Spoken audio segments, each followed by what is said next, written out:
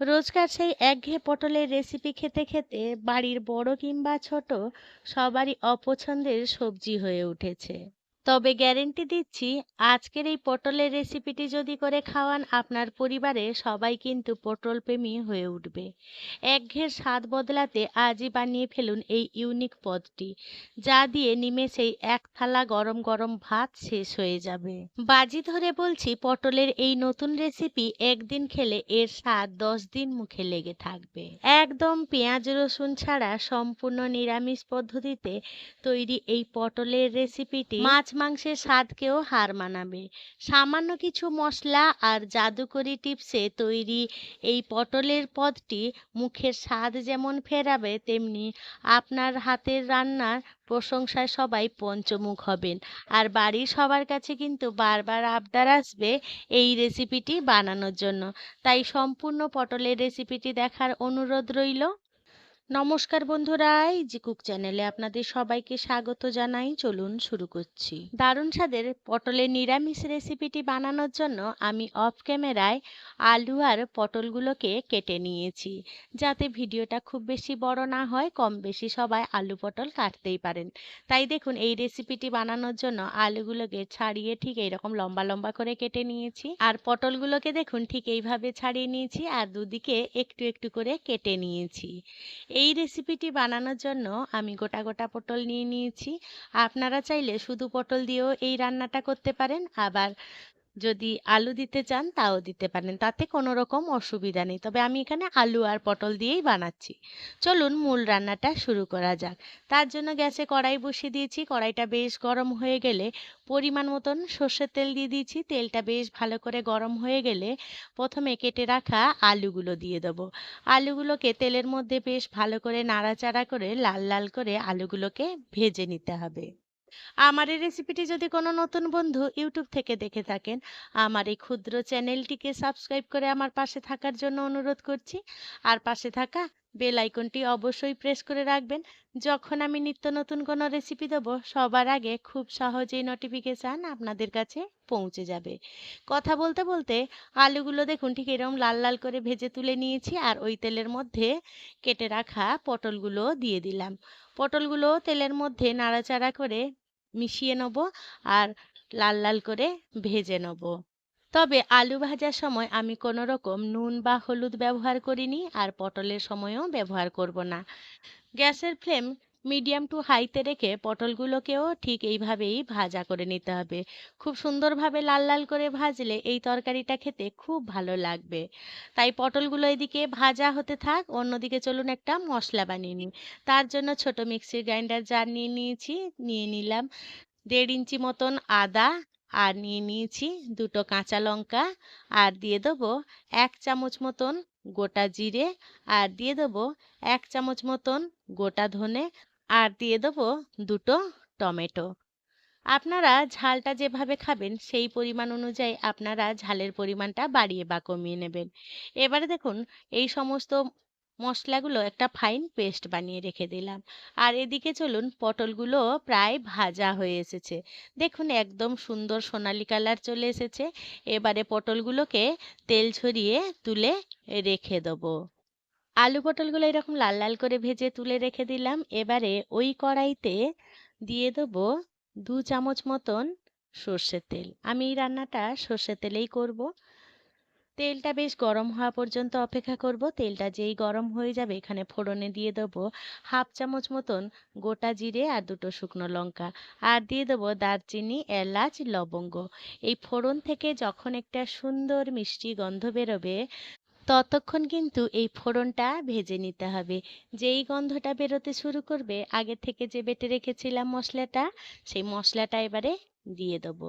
দিয়ে তেলের সাথে বেশ ভালো করে কষিয়ে নেব। এই মশলা কষানোর সময় গ্যাসের ফ্লেম একেবারে লো টু মিডিয়াম আঁচে রেখে কষাবো, আর খুব ধৈর্য ধরে কষাতে হবে।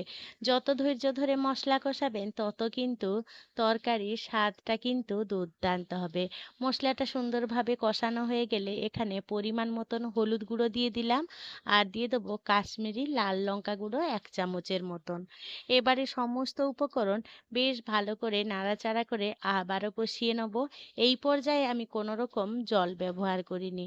যেহেতু জল ব্যবহার করিনি তাই সমানেই নাড়াচাড়া করে কিন্তু মশলাটাকে কষিয়ে নেবো। আর এখানে খেয়াল রাখতে হবে যাতে মশলাটা কড়াইয়ের গায়ে যাতে লেগে না যায়।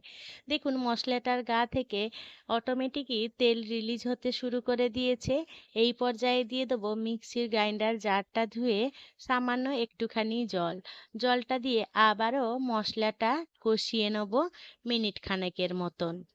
বন্ধুরা, আপনাদের কাছে অনুরোধ রইল, নিরামিষ দিনে হোক কিংবা আমিষ দিনে হোক, পটলের সিজন থাকতে থাকতে পটলের এই ইউনিক রেসিপিটি একবার বানিয়ে দেখবেন। এটা দুপুরবেলা গরম গরম ভাত হোক, রাত্রিবেলা রুটি পরোটা কিংবা ফ্রাইড রাইস পোলাওর সাথেও দুর্দান্ত লাগবে। বন্ধুরা, আমার চ্যানেলে পটলের অনেক রকম রেসিপি দেয়া আছে আর আপনারা সেখানে অনেক অনেক ভালোবাসা দিয়ে দেখেছেন। তো যদি কেউ না দেখে থাকেন তাহলে আমার চ্যানেল ভিজিট করে সেই রেসিপিগুলো দেখে নিতে পারেন। মশলাটা থেকে সুন্দরভাবে তেল রিলিজ হয়ে এলে এবারে ভেজে রাখা আলু পটল দিয়ে দেবো। দিয়ে মশলার সাথে বেশ খানিকক্ষণ কষিয়ে নেব।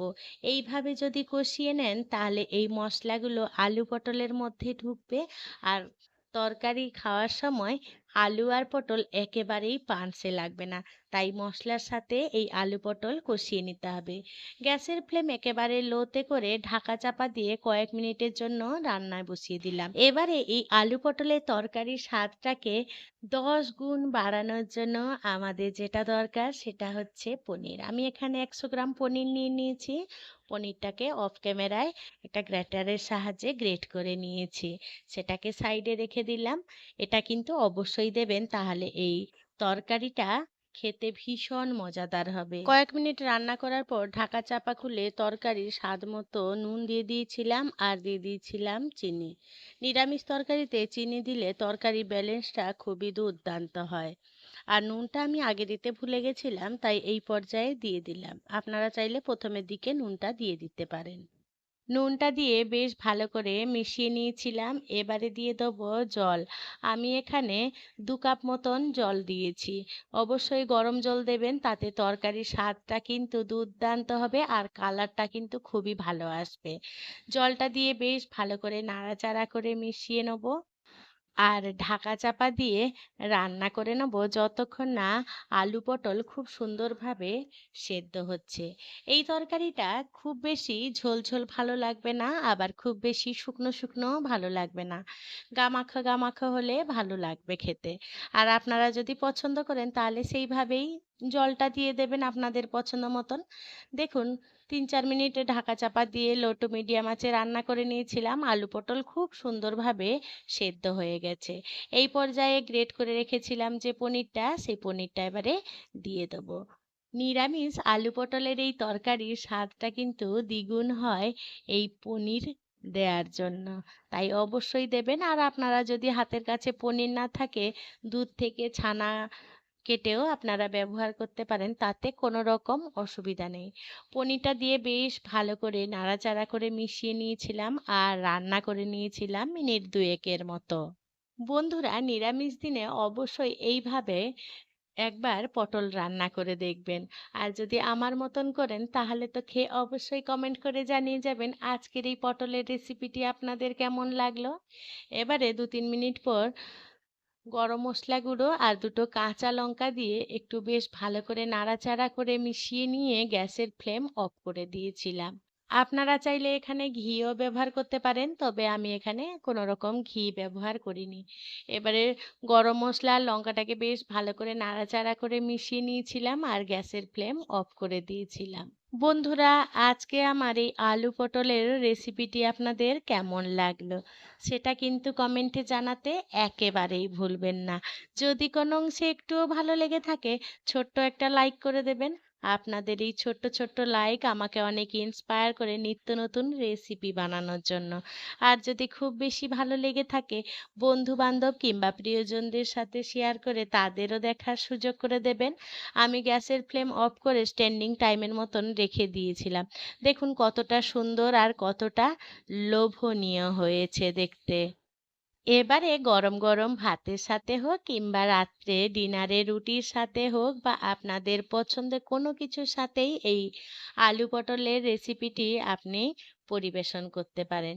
আমি আমার মতন করে পরিবেশন করে নিচ্ছি।